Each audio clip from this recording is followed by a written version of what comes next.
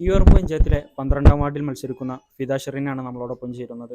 പൊതുവെ യുവാക്കൾ രാഷ്ട്രീയത്തേക്ക് വരാൻ മടിക്കുന്ന ഒരു സാഹചര്യത്തിലാണ് താങ്കൾ 21-ാം വയസ്സിൽ രാഷ്ട്രീയത്തിലേക്ക് കടന്നു വരുന്നത്.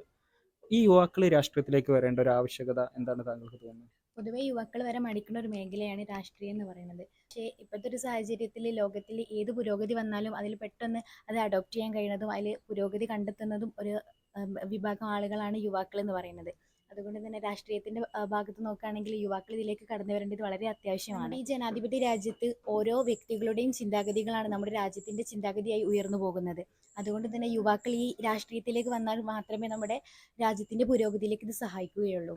ഓരോ രാജ്യത്തിന്റെയും ഭാവി എന്ന് പറയുന്നത് യുവാക്കളുടെ കയ്യിലാണ്. അതുകൊണ്ട് തന്നെ യുവാക്കൾക്ക് മറ്റു മേഖലയിലുള്ള പങ്ക് വർദ്ധിച്ചു വരുന്നത് പോലെ തന്നെ രാഷ്ട്രീയത്തിലും പങ്ക് വർദ്ധിച്ചു വരണം. എന്നാൽ മാത്രമേ നമുക്ക് നമ്മുടെ നാടിനെ ഒരു നല്ലൊരു പുരോഗതിയിലേക്ക് എത്താൻ സാധിക്കുകയുള്ളൂ. അതുകൊണ്ട് തന്നെ ഏറ്റവും താഴെ തട്ടിൽ എന്ന രീതിയിൽ വാർഡുകളിൽ നിന്ന് തന്നെ മാറ്റങ്ങൾ തുടങ്ങട്ടെ. വിജയിച്ചു കഴിഞ്ഞാൽ എന്തൊക്കെ വികസന പ്രവർത്തനങ്ങളാണ് നാടിന് വേണ്ടിയിട്ട് ചെയ്യാൻ താങ്കൾ ഉദ്ദേശിക്കുന്നത്?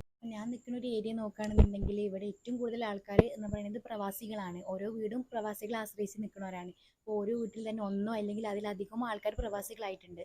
ഇവരെന്ന് പറഞ്ഞാൽ ഓരോ മാസവും അയക്കുന്ന ഫണ്ട് എന്ന് പറഞ്ഞാൽ വളരെ വലിയൊരു എമൗണ്ട് ആണ്. ഇത് അവർക്ക് ഭാവിയിലേക്ക് അവർ ഗൾഫ് ജീവിതത്തിന് ശേഷം അവർക്ക് ഭാവിയിലേക്ക് ഒരു ഇൻകം സോഴ്സ് ആക്കാനോ അല്ലെങ്കിൽ ഒരു ഇൻവെസ്റ്റ്മെന്റ് ആക്കാനോ ഇതുവരെ കഴിഞ്ഞിട്ടില്ല. അപ്പം നമ്മുടെ നാടിനെ ഇത്രയും ഉയർത്തി കൊണ്ടുവന്ന ഇവർക്ക് അവരുടെ പ്രവാസ ജീവിതത്തിന് ശേഷം ഇനി എന്ത് എന്നുള്ളൊരു ചോദ്യചിഹ്നം അവിടെ ബാക്കിയായി നിൽക്കുകയാണ്. ആ ഒരു പ്രശ്നം പരിഹരിക്കാനും അതിനെക്കുറിച്ച് കൂടുതൽ ചർച്ച ചെയ്യാനും ആവിഷ്കരിക്കാനും ആഗ്രഹിക്കുന്നുണ്ട്. പിന്നെ നോക്കുകയാണെന്നുണ്ടെങ്കിൽ ഇപ്പം നമ്മുടെ ഒരു ഏരിയയിൽ കുടുംബശ്രീകളും അയൽക്കൂട്ടങ്ങളൊക്കെ വളരെ സജീവമായിട്ട് പ്രവർത്തിക്കുന്നുണ്ടെങ്കിലും മറ്റ് ജില്ലകളെയും പ്രദേശങ്ങളെ അപേക്ഷിച്ച് ഇതിൻ്റെ കീഴിൽ വരുന്ന പല ഉൽപ്പാദന യൂണിറ്റുകളും വളരെ കുറവാണ്. മറ്റ് ജില്ലകളിലൊക്കെ നോക്കുകയാണെന്നുണ്ടെങ്കിൽ ഇതിൻ്റെ കീഴിൽ വരുന്ന ഇപ്പം മെഴുകുതിരി, അച്ചാർ, ചന്ദനത്തിരി പോലുള്ള ഉൽപ്പാദന യൂണിറ്റുകളിൽ ആശ്രയിച്ച് പല കുടുംബങ്ങളും ജീവിക്കുന്നുണ്ട്. പ്രത്യേകിച്ച് സ്ത്രീകൾക്ക് ഒരു സ്വയം പര്യാപ്തമാക്കാൻ സഹായിക്കുന്ന യൂണിറ്റുകളാണ് ഇത്തരം യൂണിറ്റുകൾ എന്ന് പറയുന്നത്. ഇത് അവരെ സമൂഹത്തിന് മുന്നോട്ട് കൊണ്ടുവരുന്ന പല മേഖലകളാണ് ഇത്തരം മേഖലകൾ എന്ന് പറയുന്നത്. ഇത്തരം ഉൽപ്പാദന യൂണിറ്റുകളും സംരംഭങ്ങളും ഒക്കെ നമ്മുടെ നാട്ടിൽ പരിഷ്കരിച്ച് കൊണ്ടുവരും. പിന്നെ നോക്കുകയാണെന്നുണ്ടെങ്കിൽ നമ്മൾ ആ ഒരു തീരെ ഒരു ശ്രദ്ധ കൊടുക്കാത്ത ഒരു ഭാഗമാണ് ചാലിയാർ എന്ന് പറയുന്നത്. നമ്മുടെ പഞ്ചായത്തിന് മൂന്ന് ഭാഗവും ചാലിയാർ കൊണ്ട് കവർ ചെയ്ത ഒരു ഏരിയ ആണ്. അപ്പോൾ ഇതിനെ നമ്മൾ ഈ റിസോഴ്സ് നമ്മൾ ആകെ യൂസ് ചെയ്യണത് എന്ന് പറഞ്ഞാൽ വെറും മണൽ വാരുക എന്നുള്ള ഒരു കാര്യത്തിന് വേണ്ടി മാത്രമാണ്.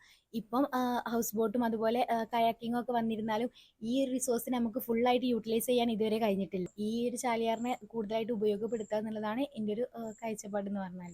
പിന്നെ നോക്കുകയാണെന്നുണ്ടെങ്കിൽ ഞാൻ നിൽക്കുന്ന ഒരു വാർഡിൽ ഉള്ള ആളുകൾ എന്ന് പറയുന്നത് കൂടുതൽ ആളുകളും വളരെ വിദ്യാസമ്പന്നരായിട്ടുള്ള ആളുകളാണ്. ഇവര് കൂടുതൽ അധ്യാപകരും ഉദ്യോഗസ്ഥരുമായിട്ടുള്ള ആളുകളാണ് ഇവിടെ ഉള്ളത് എന്ന് പറഞ്ഞാൽ. പക്ഷെ ഇവരെന്ന് പറയുന്നത് കേരള PSCന്റെ കീഴിൽ വരുന്ന ഭാഗങ്ങളെയാണ് ഫോക്കസ് ചെയ്യുന്നത്. ഇതിനു പുറമെ നമ്മുടെ കേന്ദ്ര ഗവൺമെന്റിന്റെ കീഴിൽ വരുന്ന IPS IFS പോലുള്ള ഇത്തരം കീ ഏരിയകളിലേക്ക് ആളുകളെ എത്തിക്കുന്നതിൽ കൂടുതൽ ഫോക്കസ് കൊടുക്കാൻ ആഗ്രഹിക്കുന്നുണ്ട്. ഇതിനു വേണ്ടിയുള്ള കോച്ചിങ് സെന്റേഴ്സും അതുപോലെ ഇവരെ മുന്നോട്ട് കൊണ്ടുവരാനുള്ള മറ്റു സംവിധാനങ്ങളും കൊണ്ടുവരാൻ ആലോചിക്കുന്നുണ്ട്.